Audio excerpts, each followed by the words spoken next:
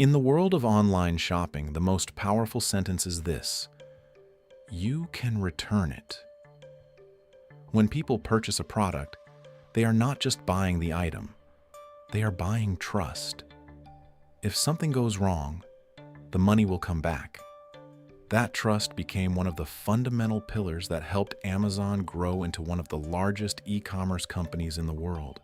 But that same trust turned into an opportunity for organized fraud networks.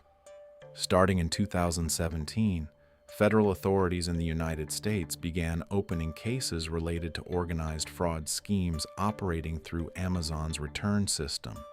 Groups based primarily in California and Florida drew particular attention. In 2018, a group arrested in California had manipulated the system by purchasing high-value electronic products through hundreds of Amazon accounts. During the return process, instead of sending back the original items, they shipped worthless objects. According to court records, some packages contained bricks, chunks of concrete, and old electronic scrap. After receiving the products, group members sold them on the second-hand market, then filed return claims.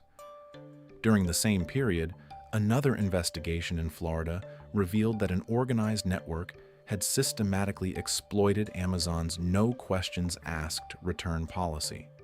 They specifically targeted products sold by third-party sellers rather than items fulfilled directly by Amazon warehouses, where inspection procedures were often less strict.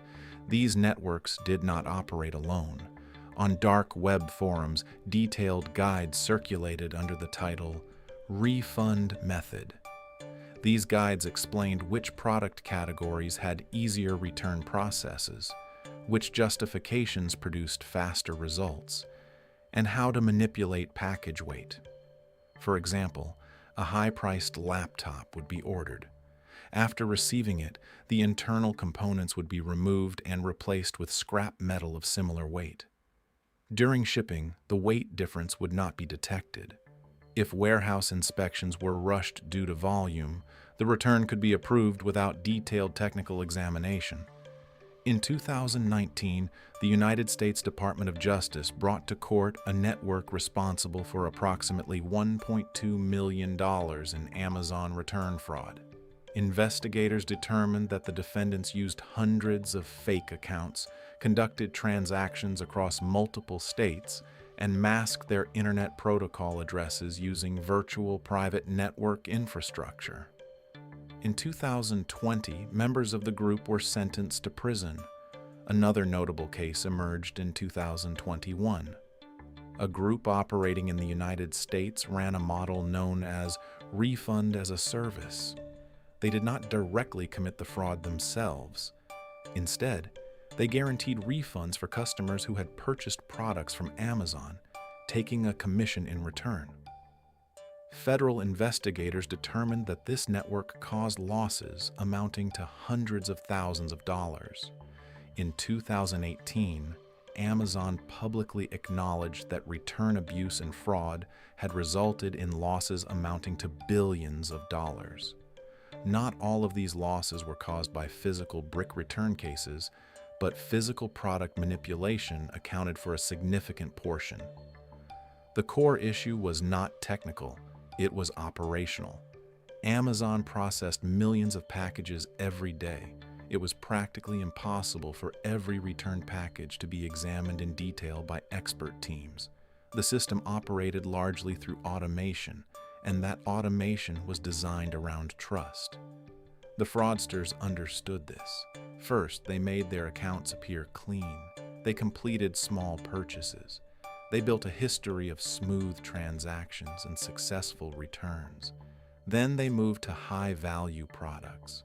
By operating dozens of accounts simultaneously, they diluted the system's ability to detect individual suspicious behavior.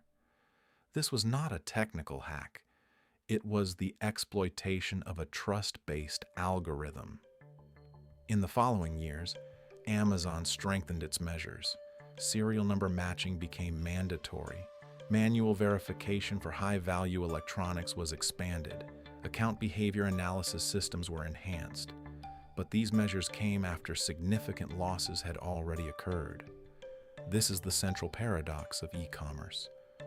The more user-friendly a system becomes, the more attractive it becomes for malicious actors. If the system becomes too strict, innocent customers suffer. If it remains too flexible, organized networks can drain it. Amazon return fraud cases have become one of the most striking examples of how crime has evolved in the digital economy. No one breached servers, no firewalls were bypassed. The rules were simply studied, memorized, and patiently applied. In the modern era, fraud is no longer committed by breaking locks. It is committed by reading policies,